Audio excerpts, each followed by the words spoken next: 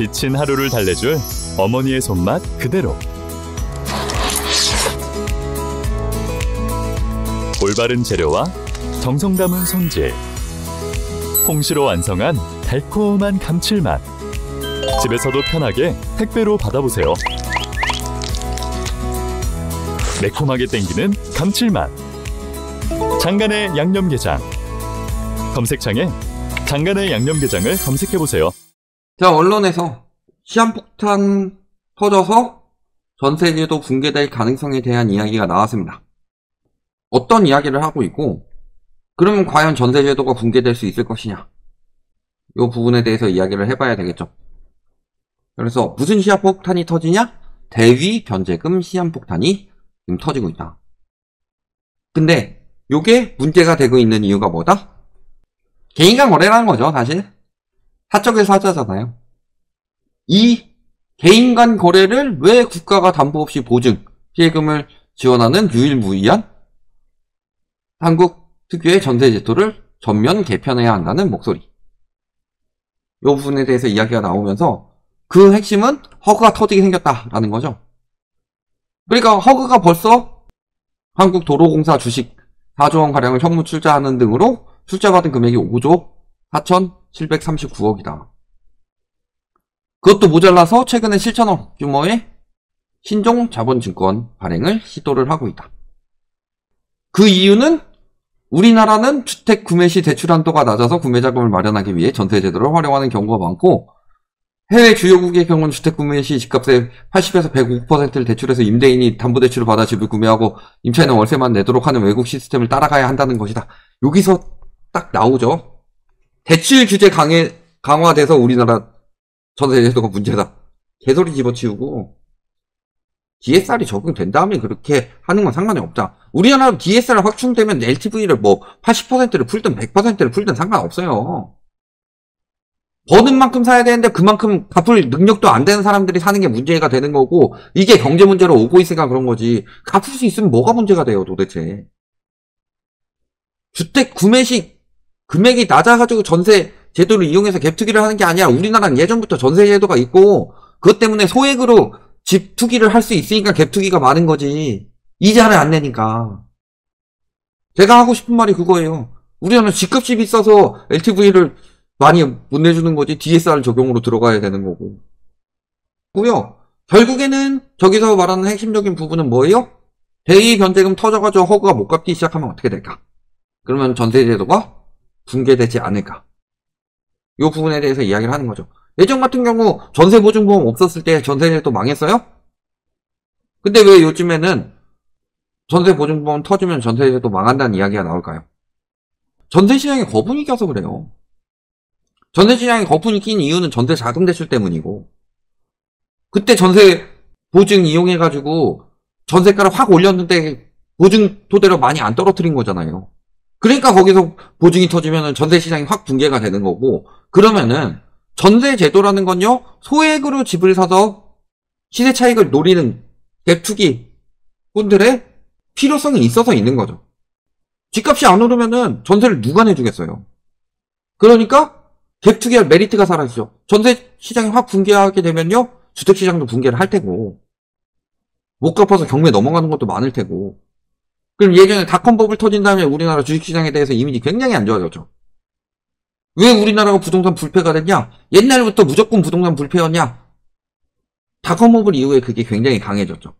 주식 잘못 손댔다 망한다, 이 심리가 만연해지면서.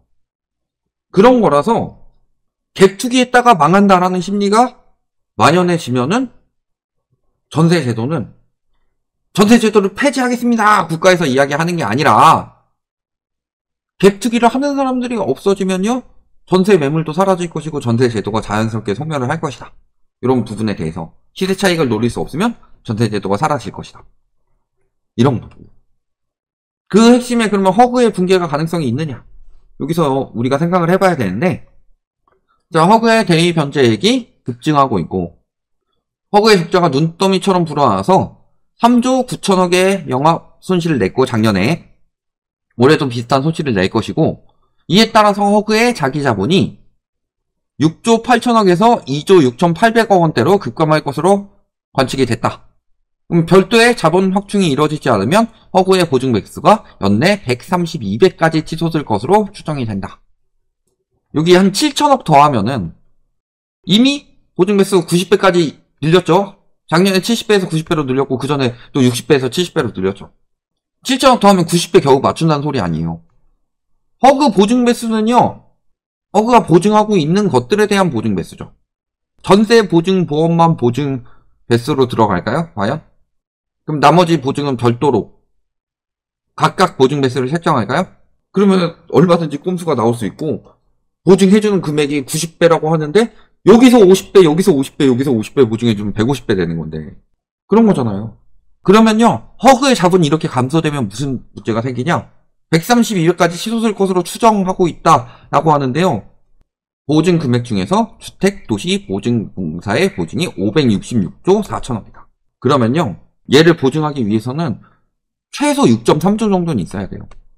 그러니까 이걸로 계산하면 90배를 맞출 수가 있겠지만요.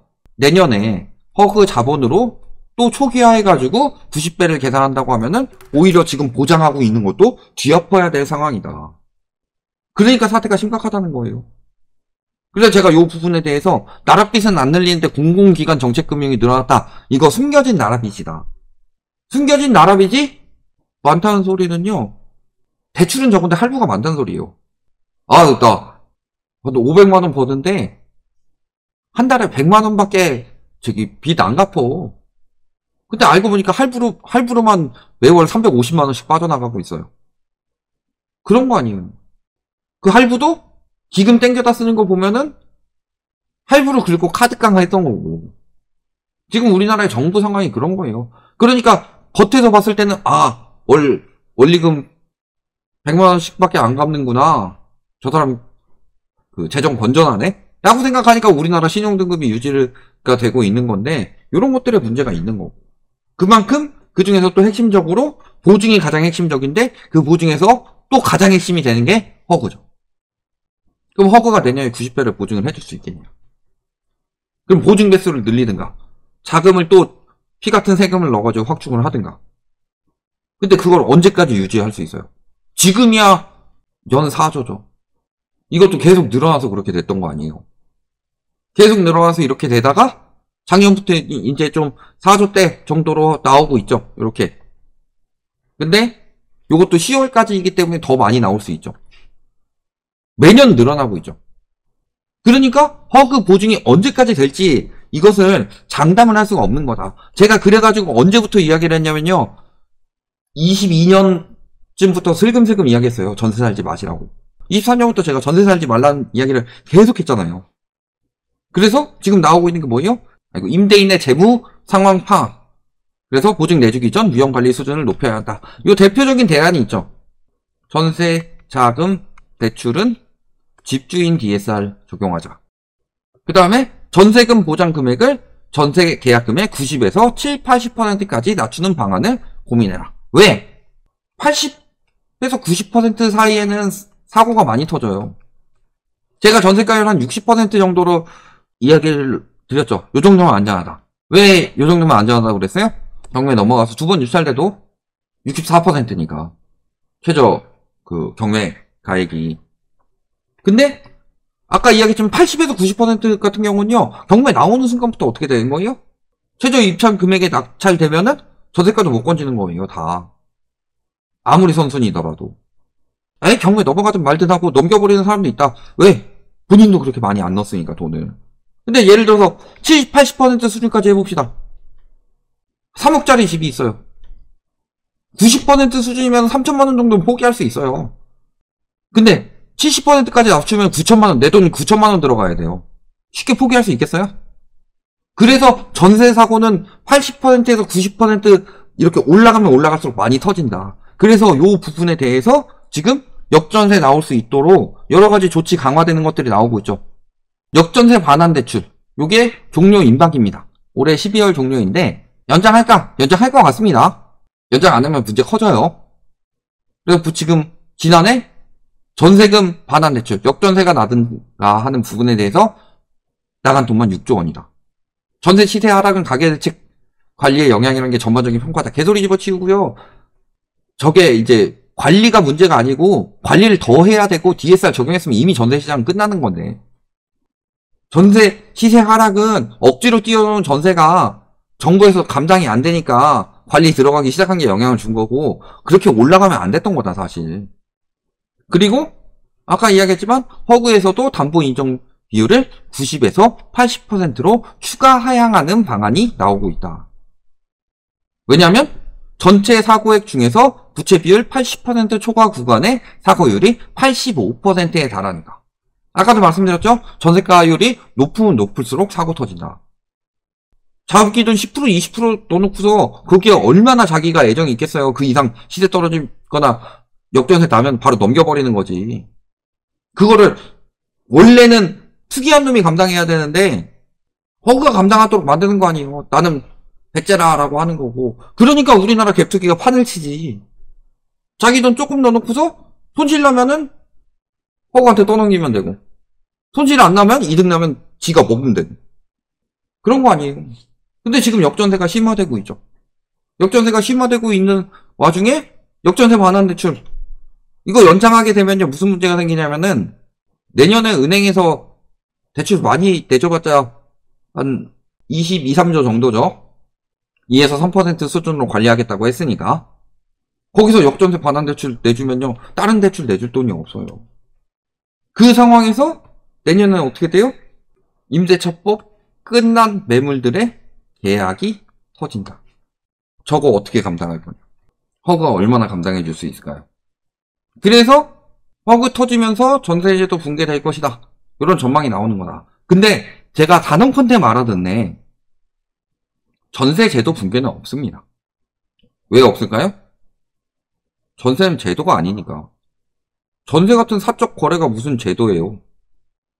제도라면 법적으로 제대로 지정이 돼야 되는데 법적으로 제대로 지정된 거 있어요? 그냥 사인 간 거래해서 돈 안 갚는다. 근데 이런 사고가 많으니까 정부에서 조금 보증해주자. 이 정도였지. 실질적으로 갚지 못할 돈을 빌리는 것은 사기 취급해가지고 금융사기로 취급해야 되는 거 아니에요? 제도화 되는 게 아니었잖아요. 그래서 전세 제도는 폐지될 수가 없어요. 제도가 아니니까. 이게 사인간 거래지 무슨 제도예요. 다만 이번에 아마 전세 시장이 붕괴가 되면은 그렇다고 해서 전세가 아주 사라질 수 없습니다. 자기 돈 없이 산 사람들은 많아요.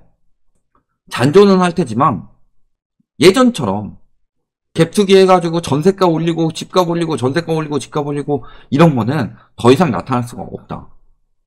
전세 자금 대출을 확대하지 않는 이상. 이렇게 보시면 되겠습니다.